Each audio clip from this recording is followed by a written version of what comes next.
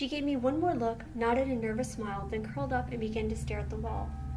After placing the phone on my nightstand, I switched into my pajamas. My eyes kept wandering back to Sachi, worried that maybe I should tell Mom about how she's feeling. When we were younger, whenever we'd watch a scary movie, my little sister would insist on sleeping with her. When I was about to step out of the room to go speak with Mom, the door opened and in came our mother. "Where were you headed? It's bedtime, little lady," she said, seemingly over the phone conflict. "I know, it's just, Sachi." I looked back at my sister, who had gotten up and was waving towards the door. Pleasantly, she yelled, "Good night, Mommy!" I looked at her in disbelief. Mom, noticing my confusion, and said, "Sachi, what?" Shaking my head, I responded, "Sachi and I meet up. She can borrow the phone whenever she likes." A huge smile beamed on my mom's face. "Oh, I'm so proud of you two, learning to act like sisters. It's about time." She gave me a big hug and went over to Sachi and kissed her on the forehead. "Good night, girls. Sweet dreams." She turned around and closed the door behind us. Her steps echoed quietly until I couldn't hear her anymore. I went over to Sachi and tried to ask her in my nicest voice, "You sure you don't want to stay with Mom tonight?" She met my gaze. "No, I'll be all right." "I'll protect you, little lady," I said, winking at her. "Sure." And that was the last words I heard from her lips. She faced the wall again, but this time she had shut her eyes. I turned off our bedroom light and snuggled up into my bed. At first I tried to fall asleep, but I kept tossing and turning. I needed to know what had terrified my little sister so badly. I peered over at Sachi again, wondering if she had truly fallen asleep. When she hadn't moved in over 20 minutes, I silently reached into my nightstand, grabbed a pair of headphones, and plugged them into my phone. I placed them in my ears and then put the bed covers over my head so light coming from the screen wouldn't be so obvious. I didn't think a game with stuffed animals was going to shock me. I was wrong. Very wrong. Once I clicked the app's icon, I was welcomed with the same 3D characters as before. There wasn't any instructions on it, so I decided to click on each of the little figures in front of me. I first started with the bunny. Out popped a description in black text over a pink background. Here's what was written. "Bitty brains. She's not the smartest of the group, but she always tries her best. She's very fast and very athletic. She really likes your hair. Her goal is to be as smart as you someday."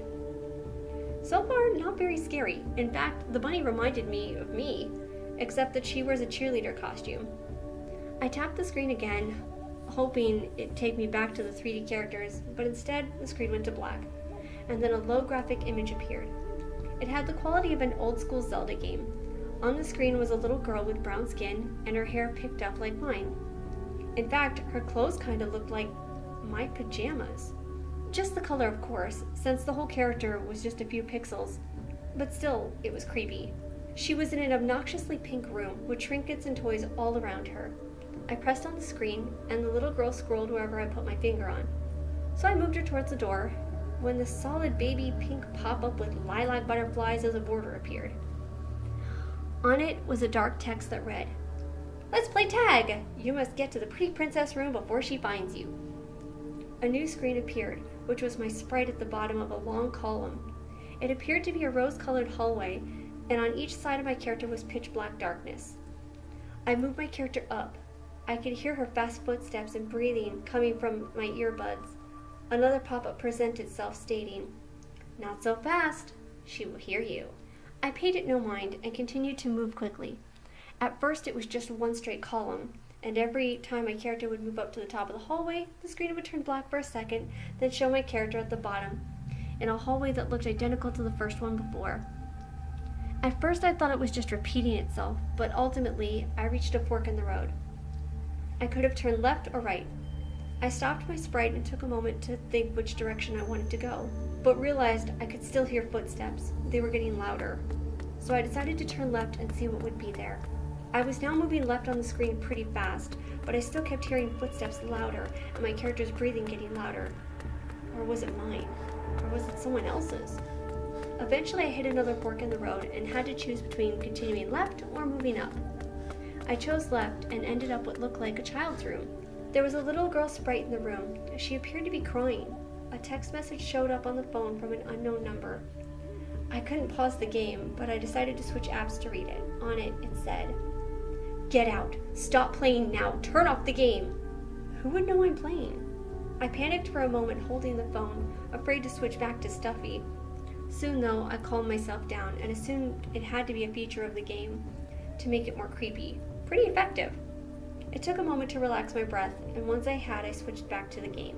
Suddenly, my character moved by itself, towards the direction I came from. I heard a creak and a click, as if someone had shut an old door behind me. The screen went dim, and I could barely make out the sprites. I tried moving my character, but she wouldn't budge. When I thought the game had froze, everything went dark, and white text emerged. "She found you." A video appeared, not a cartoon, not a 3D animation, but a real, homemade-looking movie. A little girl no more than 5 or 6 lay on a bed in front of me in a puffy periwinkle lace dress, eyes wide open. She just stared at me, helplessly, her arm close as if she had been reaching out for aid. There was a line of blood dripping above her eyebrows, and nothing above that. No hair, no forehead, just blood that dripped onto the bed. The camera then moved toward a figure in a stained red costume, sitting on a puffy fuchsia ottoman and facing a mirror. Soon my perspective went behind the character so that I could see its face in the reflection.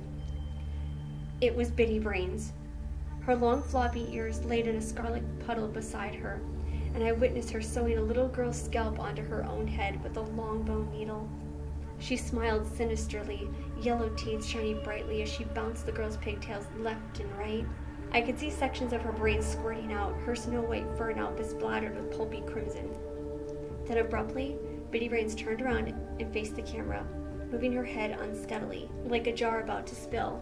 Her glassy red eyes blinked, and at that moment, I knew it couldn't have been a costume. It looked so real. I could see her chest move forward and back with each breath, and hear the raspiness of her lungs fill with air. A predatory feeling came over me, and I just wanted to choke this awful creature to death with my bare hands. It didn't deserve to live for what it had done.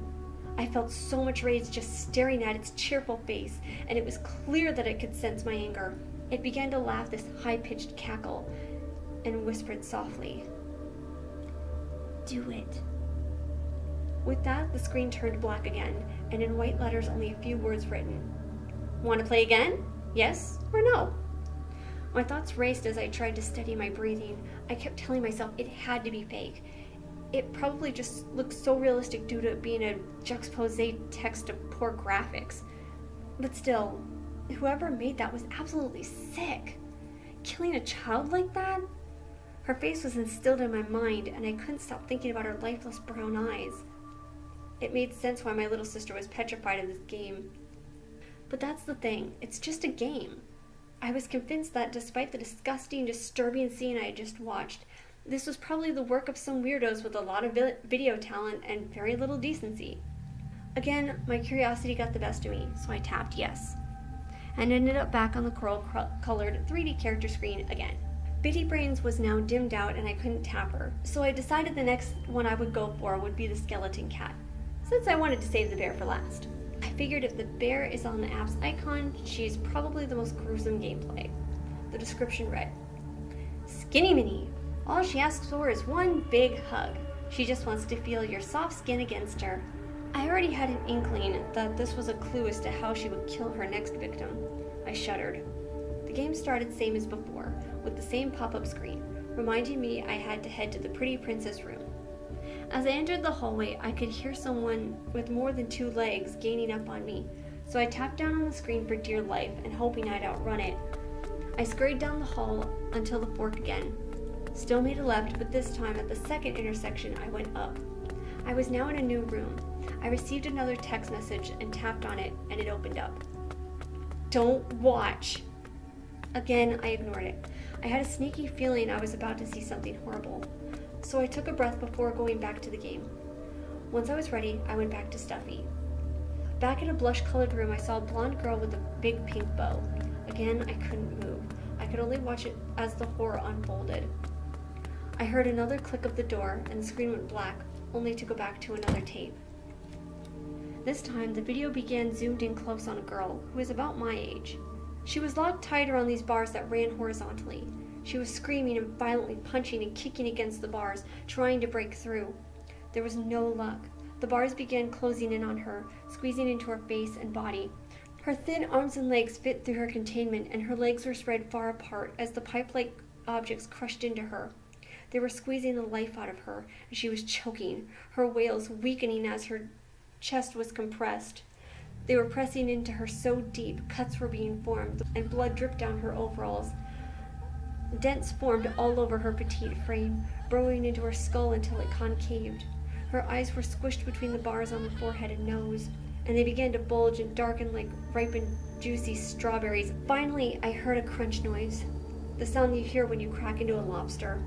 When I looked back at her face, her eyes were gone, but splotches of buried jam-like substances circled the gaping holes. After that pulverizing snap, I heard nothing but the occasional plop of blood drops. The image stood still, and I looked away, hoping it was over. It wasn't. The camera slowly began to zoom out, and I realized that those mashing bars were skidding Minnie's rib cage. The camera backed up to show her whole body, and her ribs opened up slightly, not enough to drop the girl, but enough to have her slosh backwards. She grabbed a sword-like needle from the floor and held it in both hands, sharp end facing it towards her chest. Then, like a samurai committing seppuku, she stabbed into herself, pinning the little girl's corpse into her spine. Slowly, she made a slit down the middle of her body until she couldn't cut anymore.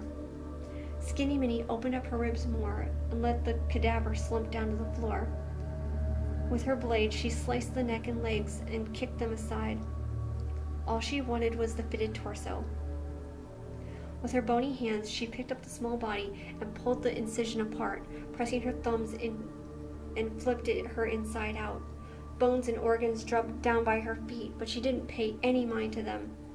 I saw the child's muscles, veins, and pieces of bone, all in a way God never intended. After all the vile things she had done to her, she then pulled one bony arm into the girl's flesh arm and flung the body over her lunky tail, and then put her arm in. Her work was complete. She now wore the flesh-covered coat and purred with pride. The black screen came on again. I was no longer scared. I was heated.